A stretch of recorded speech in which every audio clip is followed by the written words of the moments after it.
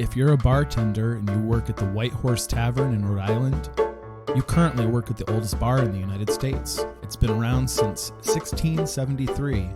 And by the way, today is December 2nd, National Bartender Day. So today is December 2nd, National Bartender Day, so we're going to talk a little bit about them. Bartenders go all the way back to the Greek and Roman eras. They had them around back then.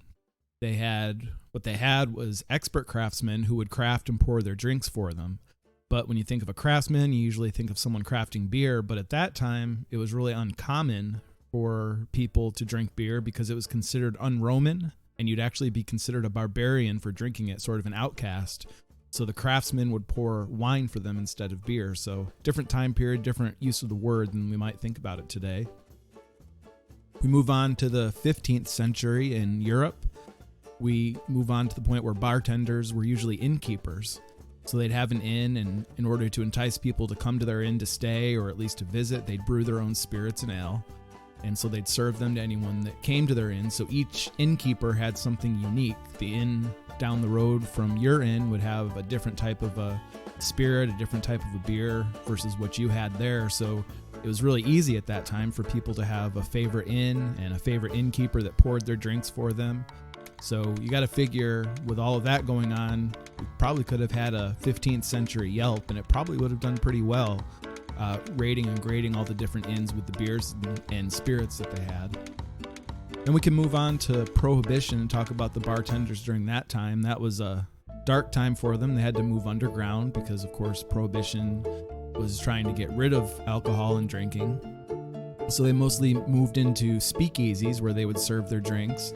And because they were underground, a little bit more time, not as many people around, they began to experiment a little bit more, and they were able to come up with quite a few of the drinks that we actually know of today and are really popular. And possibly the most well-known one that came up during that time was the gin and tonic. That's the time period during Prohibition that came from, and it's still a very popular drink today. One of my favorites. So here's today's by the way fact. The oldest bar, we talked about the oldest bar in the United States, but the oldest bar in the world that is still open is named Sean's Bar, and it's in Athlone, I'm not sure if I'm saying that right, Ireland. And if you were to say that it's been around since 900 CE, then you would be 100% correct. And the only reason they know this is because they were renovating the bar a few years back, and they actually found brickwork in some of the renovations they did, and it dated all the way back to that time. So that place has been a bar since 900 CE, which is the oldest bar in existence in the world. Bartenders are known for serving cocktails. We know that that's a thing that they do. Been movies about it. But have you ever wondered why drinks are called cocktails? I can guarantee that after you hear this, you're probably never going to think about the word cocktails the same again. People in the 18th century were all about horses. People would go around selling and buying horses. You needed a horse to get around. And you obviously wanted a horse that was healthy and that could breed more horses, because if you're going to make that purchase and you have a few horses, you obviously want to have more of them. And they were valuable, so you could have the horses breed and you could sell them and make a good living on it. But the horse traders knew this, and so they used a little trick. They actually used to put ginger and pepper in the butts of the horses to get them to raise their tails, or the term is cock their tails up, to make them seem frisky and ready to breed. So you can kind of figure where we're going with this. They put in ginger and pepper, and ginger and pepper were actually, back then, were ingredients that bartenders used during this time that horses were popular. Bartenders would use pepper and ginger to liven up drinks, just like it was used to liven up a horse. And so that term came about, cocktail.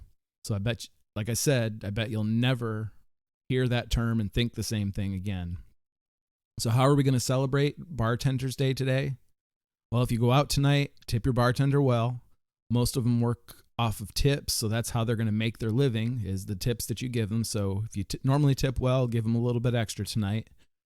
Treat them well. Pay special attention to how your bartender makes your favorite cocktail. There's certainly a skill to it, and you could learn something if it's something you're interested in on how to make these cocktails on your own. And if you don't go anywhere, you can just play bartender at home, invite some friends over, be a bartender for the night, serving them cocktails. Maybe they'll tip you, maybe you'll make some money, but you'll definitely be guaranteed to have a good time. So that's Bartender Day today, December 2nd, and come back tomorrow and we'll have a new day for us to celebrate together. In the meantime, go to our website, bythewaytodayis.com. You can listen to old episodes, subscribe, rate, follow us there, and I'll talk to you tomorrow. Bye. If you enjoy By the Way Today Is, please be sure to follow, rate, and subscribe to this podcast. If you have a holiday that you'd like to have talked about, please email it to btwtodayis@gmail.com.